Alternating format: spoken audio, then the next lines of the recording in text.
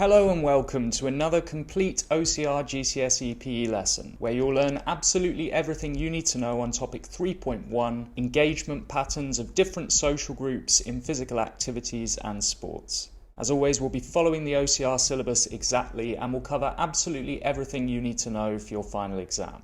For topic 3.1, you need to know about the current UK participation trends in physical activity and sport, the different factors that affect participation, and strategies which can be used to improve participation. Before we begin, I'd really appreciate it if you'd take a moment to click the like button and subscribe to the channel if you'd like to be notified when the next topic is uploaded. We'll begin by examining the current trends of participation in physical activity and sport in the UK. In the 5 to 16 age group, 2019 data shows that only 47% are meeting the Chief Medical Officer's guidelines of 60 minutes of moderate physical activity per day. Boys are more active than girls in this age group, and children from low socio-economic backgrounds exercise less than those from more affluent families. Children with disabilities or long-term health conditions are less active than the able, and there are also differences between ethnicities.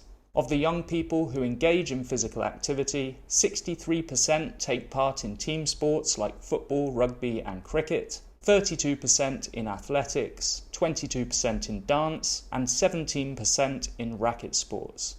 For adults, Sport England advise a minimum of 150 minutes of physical activity per week. Of the adult population, only 63% are meeting this recommendation, the majority of which are male.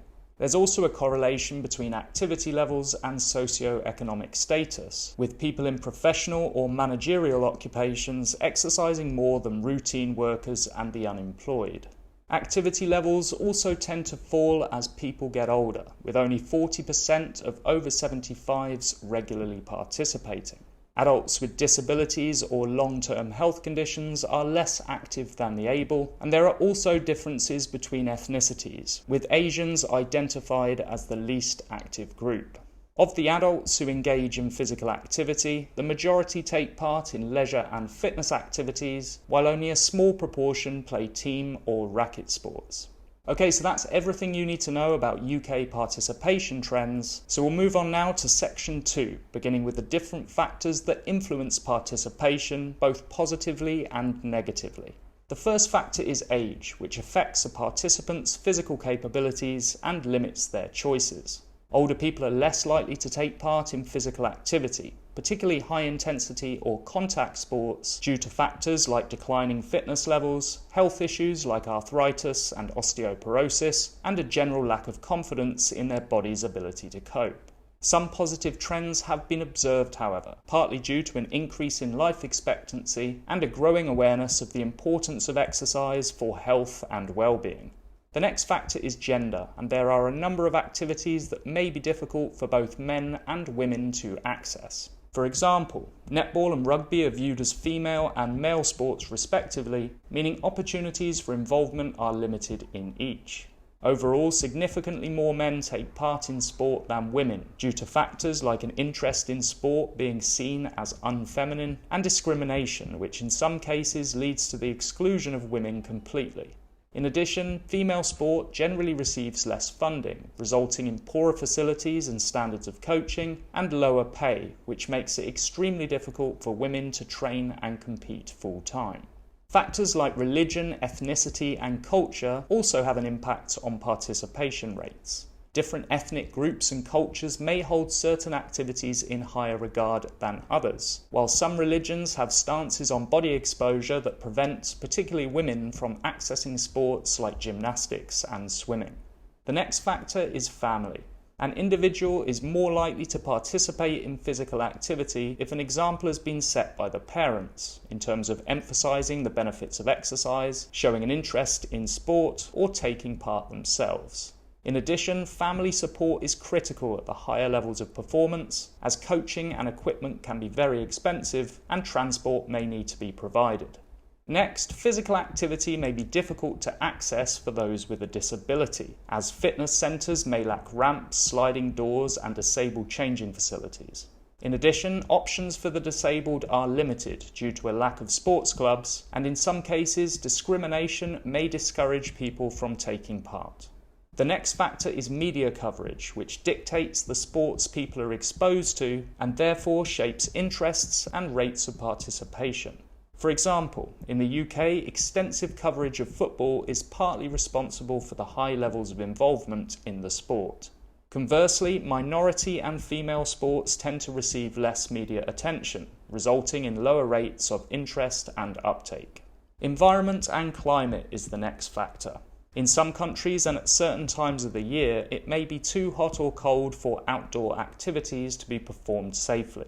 Pollution in big congested cities may also act as a barrier, while certain activities like skiing or sailing may only be available to those who live in mountainous or coastal areas. The next factor is time and work commitments. Many people simply don't have the time available for sport or physical activity due to their demanding work schedules and family commitments. In particular, new mothers may find it extremely difficult to find time to exercise. Education also plays an important role in rates of participation. Schools may raise awareness of the importance of exercise for health and well-being, which could have a knock-on effect on the number of people who participate. In addition, the activities a young person takes part in later life may be dictated by the range of sports offered by their school. Participation is also heavily influenced by the facilities and sports clubs one has access to. If facilities in the area are lacking, participation rates are likely to be lower. The final factor is role models, or the influence of one's peers. Simply put, if your close friends take part in a certain activity, it's far more likely that you'll take an interest yourself. Okay, next you need to be able to identify strategies used to increase participation in physical activity and sport. Successful strategies fall into one of three categories: the promotion of sport, or convincing people to get involved, the provision of facilities, equipment and coaching, and improving access, making it easier for people to participate. In each case, strategies are delivered by public, private and voluntary organisations. In terms of promotion, the Department of Culture, Media and Sport, a government-funded agency, uses media campaigns to promote interest amongst females and raises the profile of disabled athletes via coverage of events like the Paralympics. Other campaigns, like Change for Life, are designed to educate and improve the diets and activity levels amongst children. The governing bodies of specific sports, like the LTA, FA and RFU, advertise through their websites and other media outlets, and provide taster sessions and fun events at schools and sports clubs. The private sector, which includes fitness centres and gyms, is also involved in the promotion of healthy, active lifestyles, as competition between companies has led to a rise in advertising. In terms of provision, the public sector, including local councils, provide facilities based on the needs of the local community, like outdoor gym equipment and municipal tennis courts. Governing bodies may provide coaching and equipment to schools and local clubs to increase participation in their respective sports. The government-funded UK Sports Institute provides funding for sports science and medical support, training facilities, coaching, equipment and transport to competitions for top-level athletes, allowing them to train and compete full-time. There's also an increasing number of health centres and gyms due to a rapidly expanding private sector.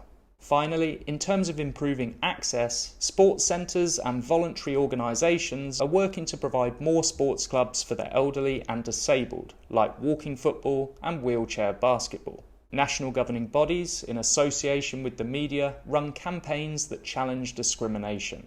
Gyms and fitness centres provide classes and personal training services for exclusively female and elderly groups of people. Wider doors, disabled parking spaces and toilets, and specialist equipment like swimming pool hoists enable disabled people to access a wider range of activities.